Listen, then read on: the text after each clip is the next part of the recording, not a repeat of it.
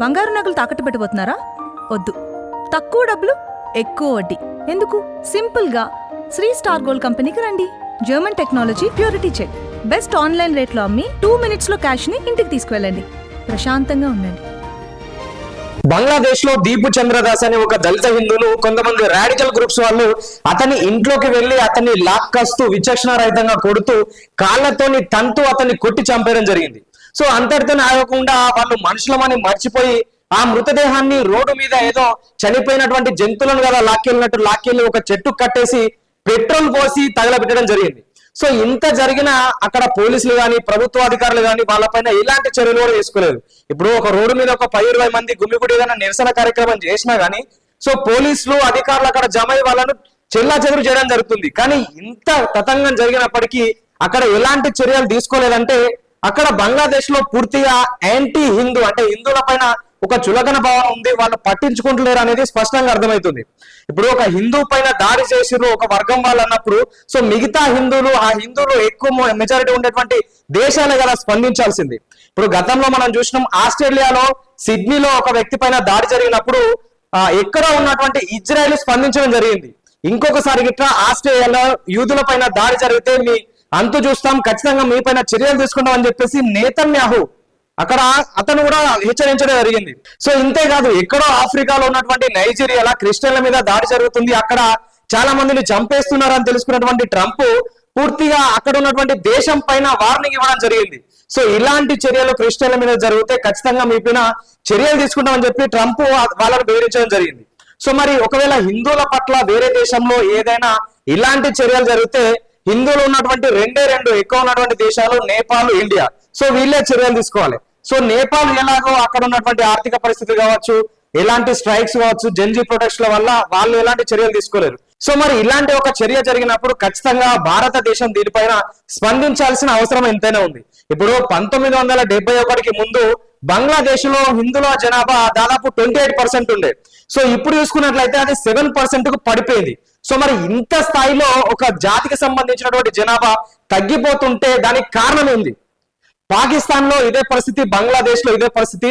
ప్రస్తుతం 1,70,00,000 ఉన్నటువంటి హిందువుల జనాభా అది ఇంకో 5-10 సంవత్సరంలో 10 లక్షలకు పడిపోయినా గానీ పెద్దగా ఆశ్చర్యపడాల్సిన అవసరం లేదు.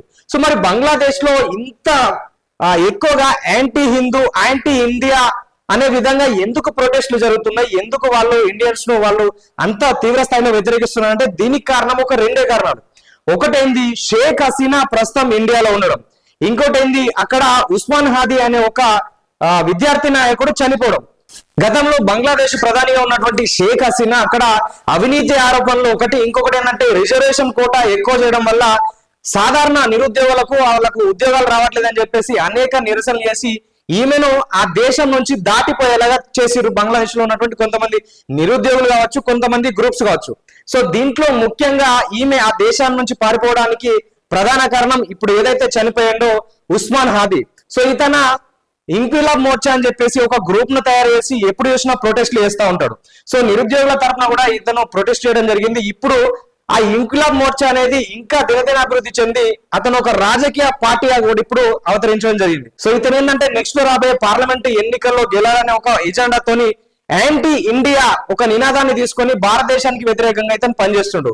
సో దాంతో పాటు ఈయన మొన్న రిలీజ్ చేసినటువంటి ఒక మ్యాప్ లో బంగ్లాదేశ్ చుట్టూరా ఉన్నటువంటి త్రిపుర, నాగాలాండ్ లాంటి రాష్ట్రాలన్నింటినీ కలిపి అఖండ బంగ్లాదేశ్ అనే ఒక మ్యాప్ రిలీజ్ చేయడం జరిగింది.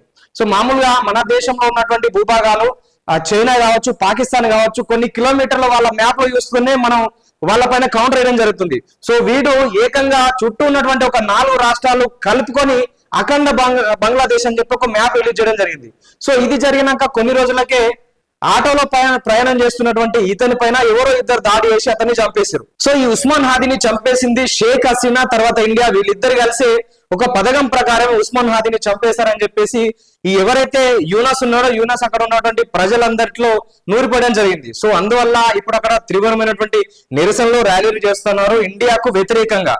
సో ఇండియా ఎప్పుడు కూడా బంగ్లాదేశ్ విచ్ఛిన్నని గాను వినాశనం గాని కోరుకోలేదు. ఒకప్పుడు 1971 టైంలో అక్కడ ఉన్నటువంటి పాకిస్తాన్ వాళ్ళు వీళ్ళపైనటువంటి అనేక అజమాయిషీలు చేసి ఇక్కడ ఉన్నటువంటి ఆడవాళ్ళ పైన అఘాయిత్యాలు చేస్తా ఉంటే కొన్ని వేల మంది ఇండియాకు రావడం జరిగింది.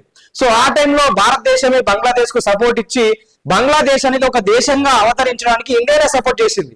సో ఇప్పుడు అదంతా మర్చిపోయి అక్కడ ఉన్నటువంటి బంగ్లాదేశీయులు అక్కడ ఉన్నటువంటి హిందువుల పైన దాడి చేయడం జరుగుతుంది. తర్వాత ఇండియా పట్ల తీవ్రమైనటువంటి వ్యతిరేకతను చూపిస్తున్నారు. సో ఇప్పుడు కూడా పాకిస్తాన్ తర్వాత అమెరికా సంయుక్తంగా వీళ్ళను ఒక పావులుగా వాడుకొని ఇండియా పైన దాడి చేసే ప్రయత్నం చేస్తున్నారు. అది బంగ్లాదేశ్ కు తెలియట్లేదు. సో ఎప్పటికైనా బంగ్లాదేశ్ కు సాయం చేయాలంటే మరి ఇండియానే. సో అది తెలుసుకున్నటువంటి బంగ్లాదేశీయులు అక్కడ ఉన్నటువంటి యువత మరి వాళ్ళ తలకాయల మట్టి పెట్టుకున్నారో ఇంకేమైనా పెట్టుకున్నారో కానీ ప్రస్తుతం యాంటీ ఇండియాగా అయితే వాళ్ళు పనిచేస్తున్నారు.